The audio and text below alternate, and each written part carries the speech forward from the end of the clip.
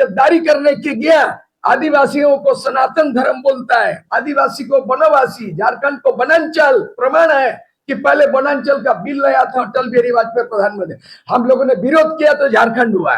तो हम लोग इसको सामाजिक कि जो भारत देश के आदिवासी आपस में डिलिस्टिंग के नाम से और वनवासी आदिवासी में डिफरेंस करके हमें लड़ाया जा रहा है।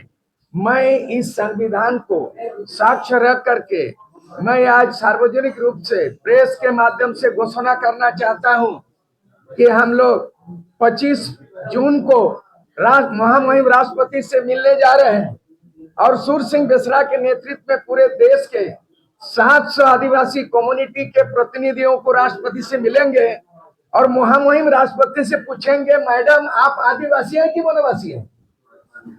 और आप पहली बार आजाद भारत में किसी महिलाओं को आदिवासी को राष्ट्रपति का पद लिया गया, तो इसीलिए राष्ट्रपति का पद दिया गया कि आज हमको डिलिस्टिंग करके लड़ाया जाएगा और आज हमको धर्म कोड के लिए धरना प्रदर्शन करना पड़ेगा।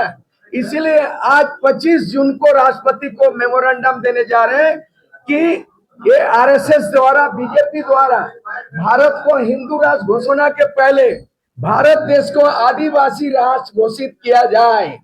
इसीलिए आदिवासी राष्ट्र घोषित होना चाहिए कि 5th शेड्यूल 10 राज्यों में है, मतलब ट्राइबल स्टेट। नॉर्थ ईस्ट 7 राज्यों है, मणिपुर, असम, नागालैंड, त्रिपुरा, इसमें 6 शेड्यूल है।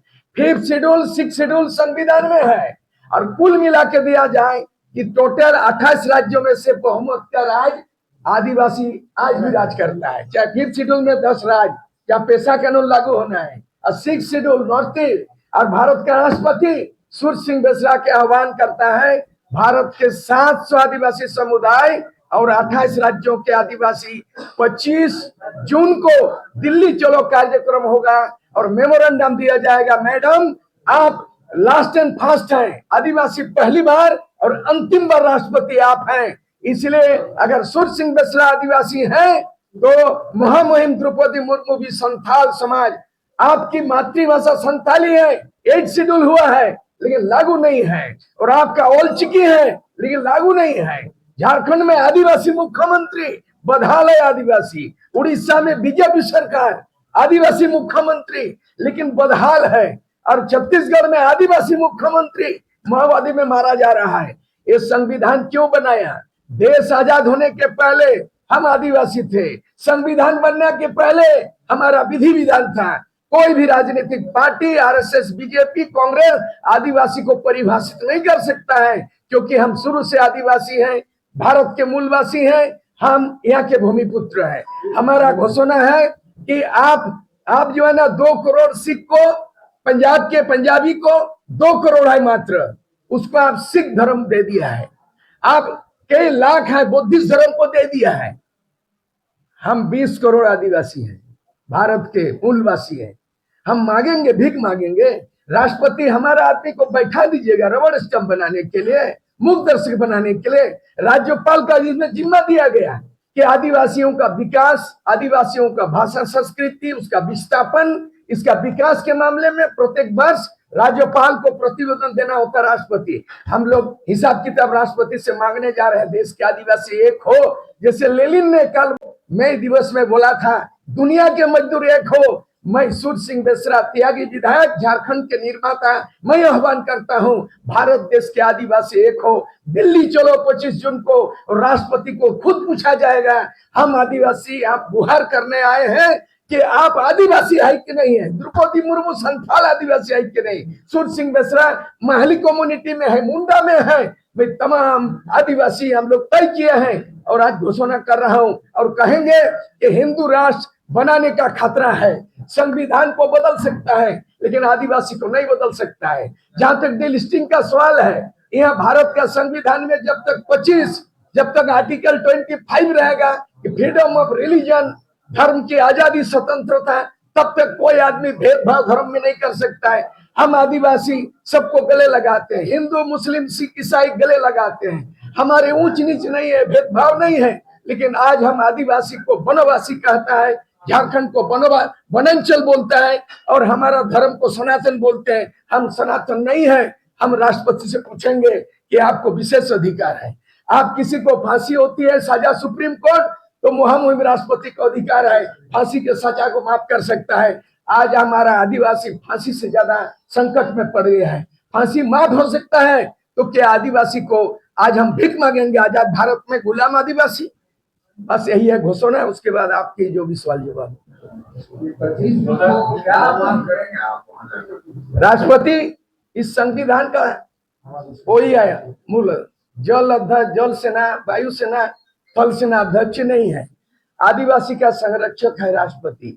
और हम लोग उम्मीद किया था कि भारत देश का 15वां जो राष्ट्रपति बनेंगे तो निश्चित रूप में आदिवासी आज रोना नहीं रोएंगे, धरना प्रदर्शन नहीं करेंगे, लाठी डंडा नहीं होगा, माओवादी घोषित करके उनको एक इनकाउंटर करके मारा जाएगा।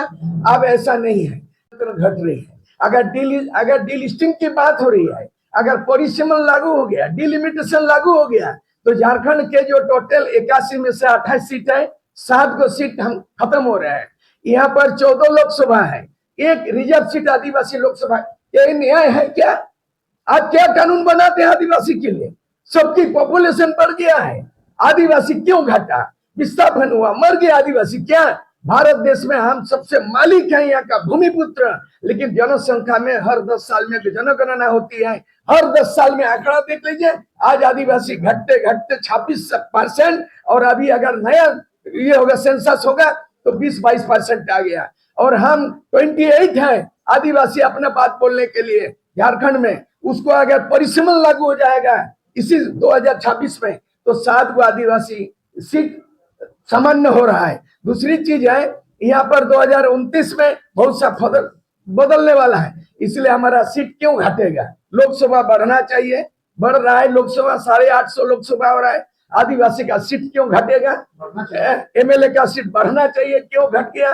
दूसरी बात, राज्यपाल क्यों मुक्त दर्शक है?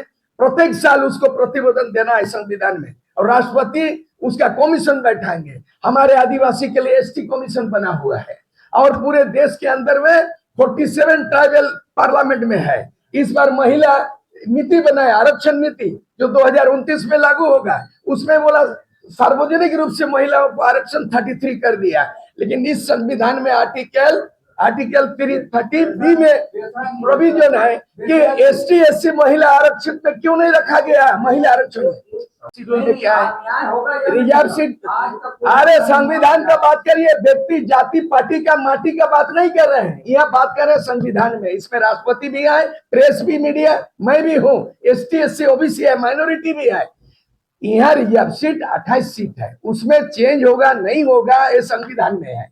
400 आदिवासी एमएलए है अलग अलग विधानसभा में, 47 पार्लियामेंट में मुंह नहीं खोलता है, कोई बीजेपी का है, कोई कांग्रेस का है। लेकिन हम ये भी घोषणा करना चाहते हैं इस मंच से आज कि जो लोग बीजेपी करता है, बाबूलाल मरांडी, अर्जुन मुंडा, चंपाई सोरेन, मधु कोड़ा, सीता सोरेन और लोबिन हेम्ब्रम, जो दलाल का ऐलान करते हैं कि बाबूलाल मरांडी वो अपना सनातनी करे, हिंदू बने, हमें हिंदू और मुसलमान से कोई द्वेष नहीं, कोई लड़ाई नहीं है, हम अपना आदिवासियत की बात करते हैं। अगर वो वकालत करता बीजेपी में, हम लोग आरएसएस बीजेपी को झारखंड में, संपूर्ण देश में उनको बहिष्कार करेंगे। और जिस तरह 1988 में सूर्य सिंह बेसरा के नेतृत्व में राजीव गांधी बोला था झारखंड फारखंड नहीं मिलेगा, तो 88 में काला झंडा दिखाए थे हम चाईबासा में, और अरेस्टिंग हुआ था। राजीव गांधी इस दुनिया में आज नहीं है। अल्टीमेटली 89 ने बेसरा को बुलाया नेतृत्व में और एकॉर्ड किया है। झारखंड का एकॉर्ड शिबू सोरेन नहीं किया, सूर्य सिंह बेसरा, प्रभाकर तिर्की किया। हमने क्या कहा? हमने कहा 27% के लिए लड़ाई लड़े। माइनॉरिटी, जो माइनॉरिटी है उसका विरोध नहीं है, संविधान में माइनॉरिटी का अधिकार। कोई अन्याय नहीं है, 5th शेड्यूल है तो पैसा लागू होगा। उन लोगों का प्रतिनिधित्व विधानसभा में केवल गोरा ये लोहार तक नहीं, भारत देश में 10 राज्यों में पैसा कानून लागू है। नॉर्थ ईस्ट ये 7 राज्यों में 6th शेड्यूल लागू है, वहाँ कोई भेदभाव मूलवासी के साथ नहीं है, अकॉर्डिंग टू सब।